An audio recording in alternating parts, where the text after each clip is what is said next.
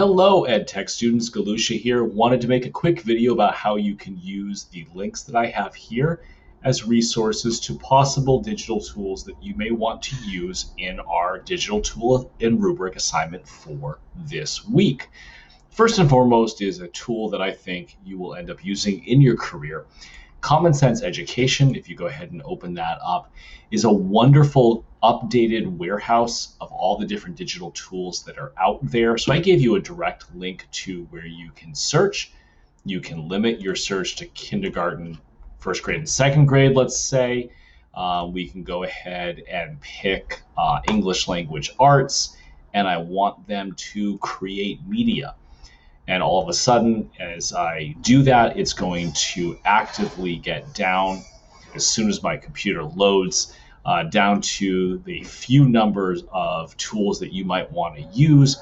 And now we are down to 29 tools that allow kindergartens, first grade, and second grade students to learn English language arts by actually making something, which is the other thing that I included in that. So there's three from their top pick list. There's a few from their EdTech tools list. You see one of ours is right there, is Pixton EDU. Storybird is paid, but it's fantastic. So that's a quick way on how you can use this source. I highly recommend Common Sense Education. Bookmark it, use it as a teacher. It is absolutely fantastic. If you prefer to go off some of the ones that I have curated, let me do a quick introduction. Code.org is wonderful if you do want to teach very much coding in your class, which is something in the digital literacy standards. Not a lot of teachers get time to do that, but I'd love to see one of you go after that. Flipgrid is absolutely amazing if you want your students to give a verbal response for those speaking and listening skills to a question that you have asked. They can also respond to each other. Minecraft, please give this a shot, somebody. I would love to see someone do a lesson with Minecraft.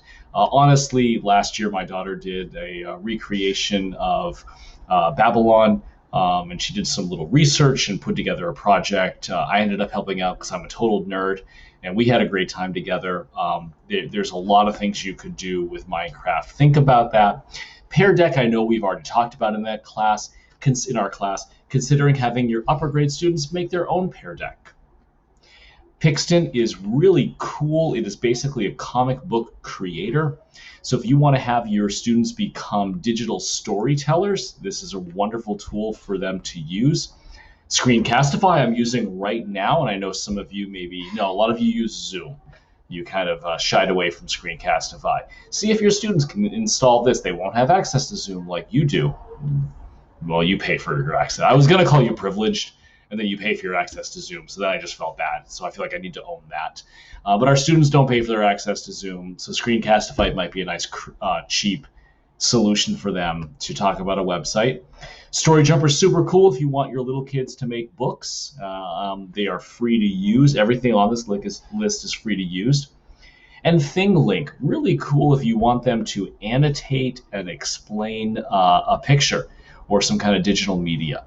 Now, these are not an exhaustive list of all the things that you can use, but a few that I wanted to put together, especially where we're not together this week, so that you would have places to go. Underneath each, please notice I have put the video. Screencastify, we've already watched a video, so I didn't, of on YouTube that you can watch that will introduce you to the tool. If nothing in this list looks good, Common Sense Media is a fantastic place to search. Again, if you have any questions, just email me, and I would love to chat. These are some of the ones that you can use to complete Product 6, the digital tool and rubric. Take care, EdTechers.